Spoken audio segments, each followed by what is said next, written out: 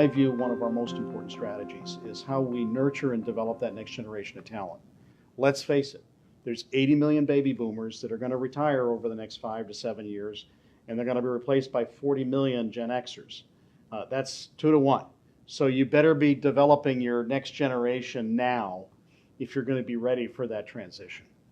Diversity is part and parcel of everything we do, because we almost try as Astro to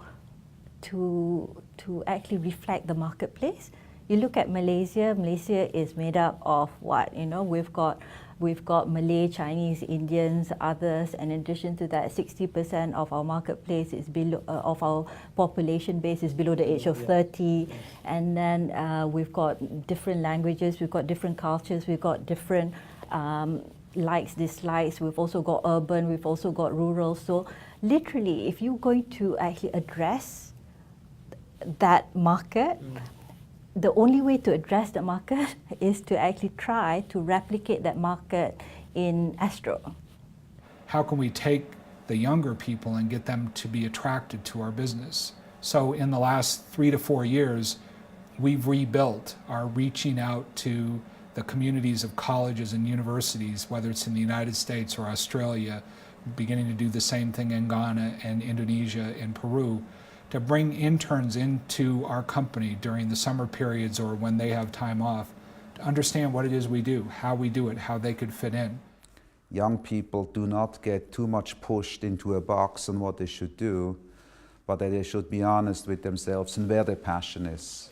Well, we've been very lucky in the Philippines. We have there's a big community of young people coming out of the schooling system in the Philippines. So really the key is really just making sure that the educational system is aligned to the needs of industry.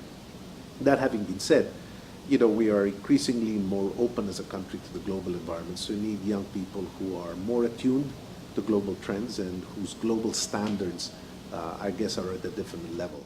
We are putting people coming from different cultures within the management team. We're really doing a lot of changes in this context. To the point that I think in a few years probably this company will look very, very different. We'll also talk in a different language in a way. What is interesting and what is changing is that when we live in so much more of a global world, Western companies and their ability to hire, develop and retain good talent in the growth countries is, I think, a major competitive differentiation. I mean, there are years where we are hiring more than 1,500 people in China. Where do you find them? How do you develop them, train them? They're all very young. That's a significant differentiation in terms of competitiveness, how well you do that. And that wasn't the case 10, 20 years ago. With our global footprint, our rate of growth, our expansion into new markets, our expansion of products is absolutely critical and fundamental.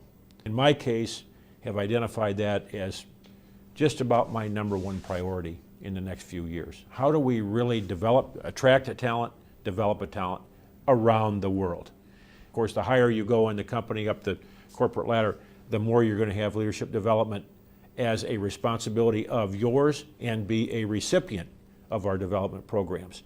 As we expand around the globe, one size fits all will not work. Our strategy will, and we teach that to everybody. People need to know what our strategy is. But Chinese leadership and needs are so different from India, from Brazil, from Canada, from Belgium. It has to be regionally directed and instructed. Today, we basically have more people asking us for a new challenge in a different country than we having places to fit all of them in, which means that we need to continue to grow in order to retain all these necessary talents, which I think is very, very positive for our company.